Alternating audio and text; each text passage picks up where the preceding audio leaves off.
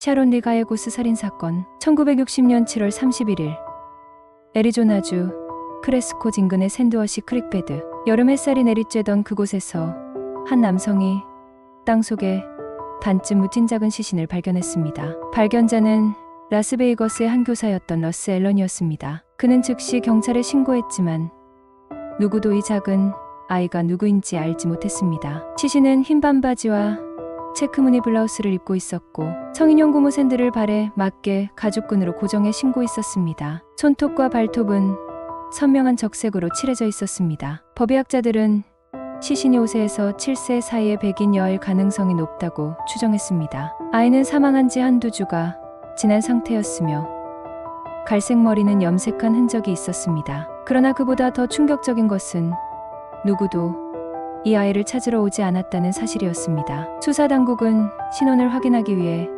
모든 수단을 동원했습니다. 지역 주민들과 언론이 나섰고 FBI까지 개입했지만 아이의 정체는 오리무중이었습니다. 그녀는 곧 리틀 미스 노바디라는 별칭으로 불리며 애리조나주의 마운틴 뷰 묘지의 익명으로 묻혔습니다. 경찰은 칼과 옷가지 등 단서를 발견했지만 결정적인 증거는 나오지 않았습니다. 그러던 중 수사관들은 소녀가 뉴멕시코주에서 실종된 4세 소녀 샤론 리 가에고스일 가능성이 있다고 의심했습니다. 샤론은 1960년 7월 21일 집 뒷골목에서 사촌들과 놀다가 두 남녀에게 납치되었습니다. 납치범들은 아이에게 새 옷과 사탕을 사주겠다며 접근했으나 샤론이 거부하자 강제로 차량에 태우고 사라졌습니다. 목격자들은 납치범들을 30대 여성과 긴 코를 가진 백인 남성으로 묘사했습니다. 차량은 오래된 녹색 차였으며 며칠 전부터 샤론과 그녀의 가족을 주시했던 것이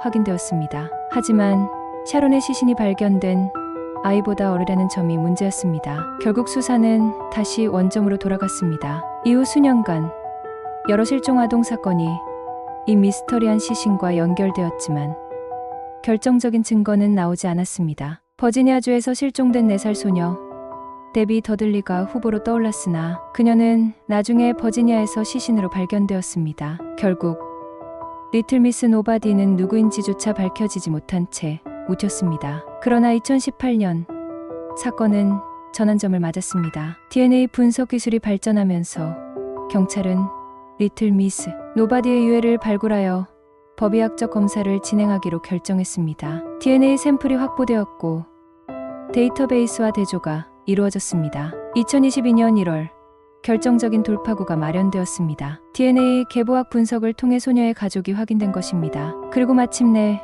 2022년 3월 15일 60년 동안 미제로 남아있던 사건의 진실이 밝혀졌습니다. 리틀 미스 노바디는 바로 1960년 7월 21일 실종된 샤론 리 가에고스였습니다. 그녀는 실종 열흘 만에 살해되어 애리조나 사막에 버려졌던 것입니다. 샤론의 가족들은 이 소식을 듣고 오랜 시간 품어온 슬픔과 궁금증에 눈물을 흘렸습니다. 하지만 안타깝게도 샤론의 어머니는 2011년 87세의 나이로 세상을 떠나 딸의 신원이 밝혀지는 순간을 보지 못했습니다. 샤론이 납치된 이유는 끝내 밝혀지지 않았습니다. 금품을 요구하는 연락도 없었고 오직 샤론만이 목표였습니다. 전문가들은 인신매매 조직이나 개인적 원한 가능성을 제기했지만 범인이 누구인지 아직까지도 밝혀지지 않았습니다. 현재 수사당국은 샤론을 납치한 남녀를 추적하고 있습니다. 사건 당시의 목격자, 진술과 DNA 분석을 기반으로 새로운 단서를 찾고 있지만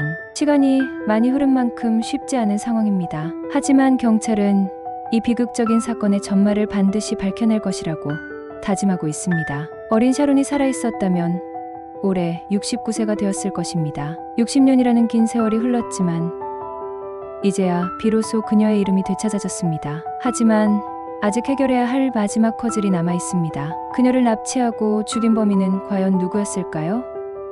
경찰과 가족들은 여전히 그 답을 찾고 있습니다.